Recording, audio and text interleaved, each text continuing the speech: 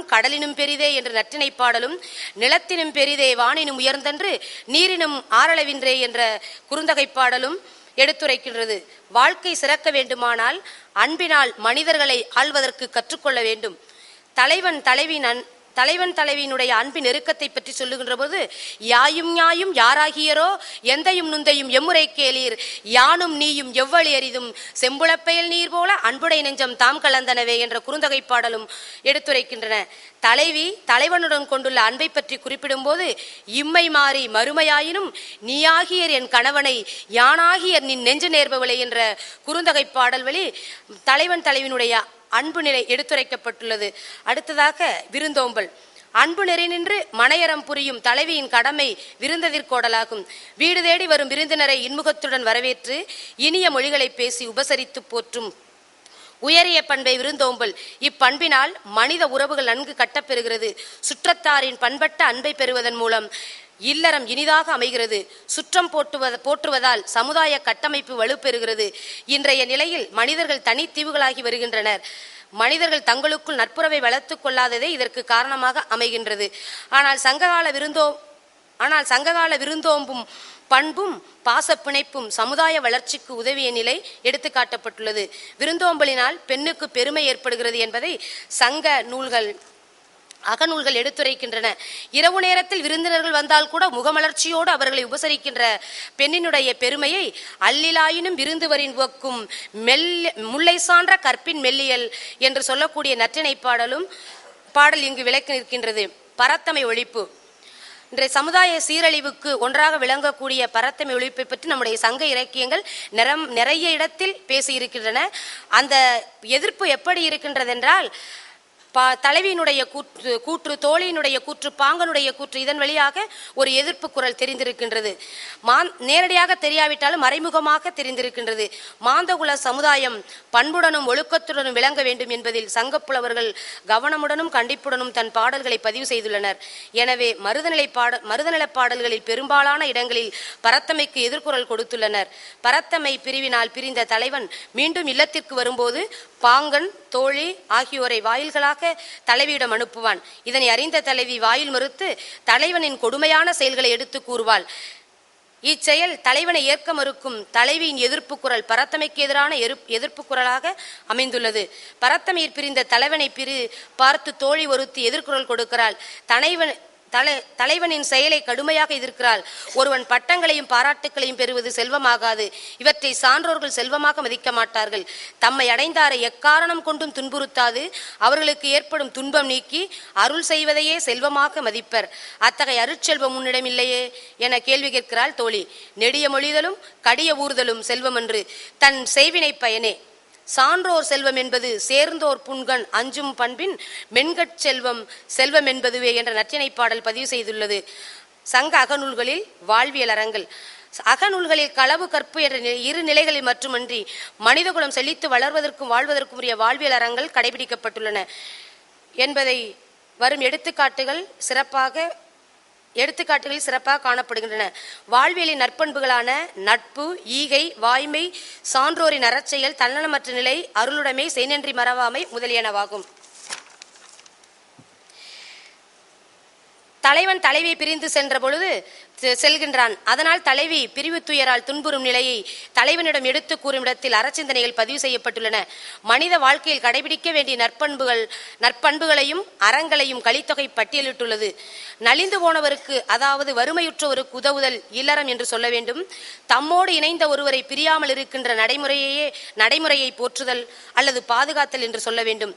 மக்கட்பண்பு என்பது உலக ஒழுக்கத்தை அறிந்து நடப்பது. அன்பு என்பது தன் சுற்றத்தாரை பகைக்காமல் இருப்பது. அறிவு என்பது பேதைகள் கூறும் வீண் பழிச்சொற்களை பொறுத்து கொள்வது. ஒருவரிடத்தில் நெருக்கம் என்பது அவர் கூறியதை மறுக்காமல் இருப்பது. நிறை என்பது மறைக்கப்பட வேண்டியதை பிறருக்கு புலப்படுத்தாமல் இருப்பது. முறை என்பது விருப்பு வெறுப்பு இல்லாமல் கடும் குற்றத்திற்கு ஏற்ப உயிரை கவர்வது. பொறை என்பது எதிரிகள் எழிப்பதற்குரிய காலம் வரும் வரை பொறுத்து கொள்வது என வரும் இவ்வரங்களை ஆற்றுதல் என்பது ஒன்று அளந்தவர்க்கு உதவுதல், போற்றுதல் என்பது புணர்ந்தாரை பிரியாமல் பண்பெனப்படுதல், பாடறிந்து ஒழுகுதல் என்ற நிலைகளில் நம்முடைய சங்க இலக்கியங்கள் அறக்கருத்துக்களை போற்றியுள்ளன.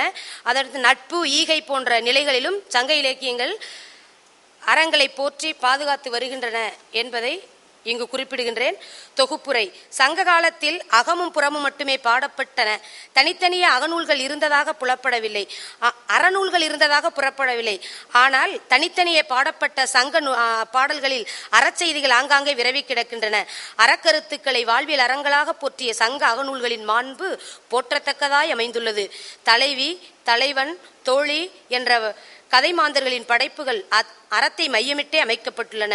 மாந்தகுல வாழ்க்கை செம்மையாய் அமைவதற்கும் சிறப்புடன் திகழ்வதற்கும் ஏற்ற வகையில் வாழ்வியல் அறங்களையும் மனிதநேய சிந்தனைகளையும் சங்க அகப்பாடல்கள் பதிவு செய்துள்ளன.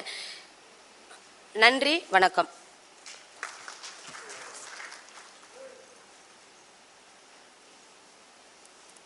கட்டுரையாளருக்கு நன்றி. ஏறத்தாழ சங்க இலக்கிய அகப்பாடலுடைய ஒட்டுமொத்த பிழிவையும் அவர்கள் சுருக்கமாக நம்மிடத்தில் ஒவ்வொரு துறை வாரியாக சொல்லி இருக்கிறார்கள். அரங்கிலே இருந்து 2 வினாக்கள் மட்டும் அனுமதிக்கப்படுகின்றன. நம்ம பொண்ணு அழகா பேசுறாங்க. நன்றி, பாராட்டு இருக்கட்டும். அவங்க ஏதோ கதை பாத்திரம்னு சொன்னாங்க, அதான் ஒரு வினா. இன்னொரு சின்ன விளக்கம்.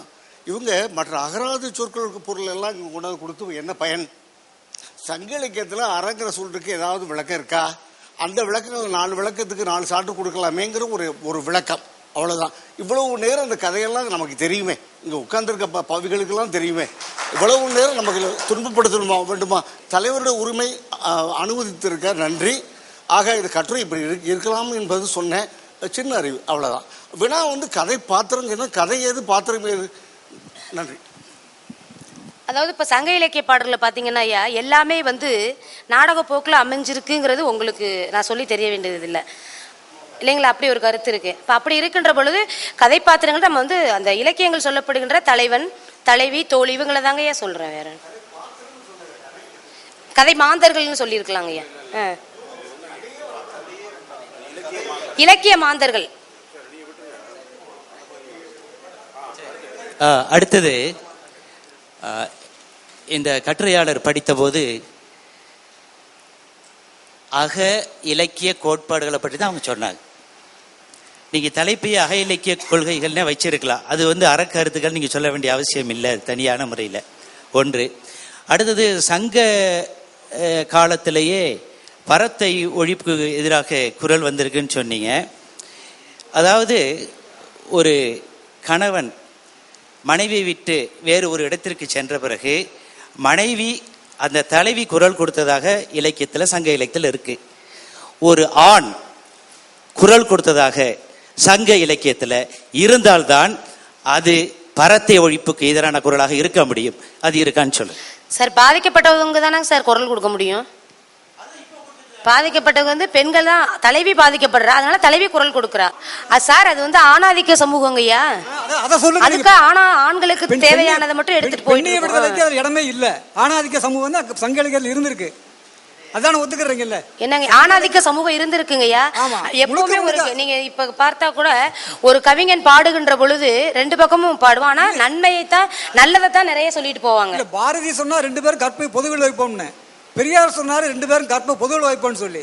சங்க இலக்கியங்கள்ல கற்பு பெண்ணுக்கு மட்டுமே சொல்லப்பட்டிருக்கிறது. ஆண் எங்க வேணாலும் போகலான்னு. அப்ப அது எப்படி சரியான சமுதாயமா இருக்க முடியும்? அங்க ஒரு ஒழுக்கம் வருமா? ஆண் எங்க வேணாலும் போகலாம், ஒழுக்கம் வருமா? ஒழுக்கத்துக்கு அந்த அப்படிப்பட்ட ஆணாதிக்க சமூகத்தை பற்றிய ஒரு அறக்கருத்துக்கள் இப்படி இருந்தா நல்லா இருக்கும் அப்படிங்கிற மாதிரியான செய்திகள் சொல்லப்பட்டிருக்குங்க சார்.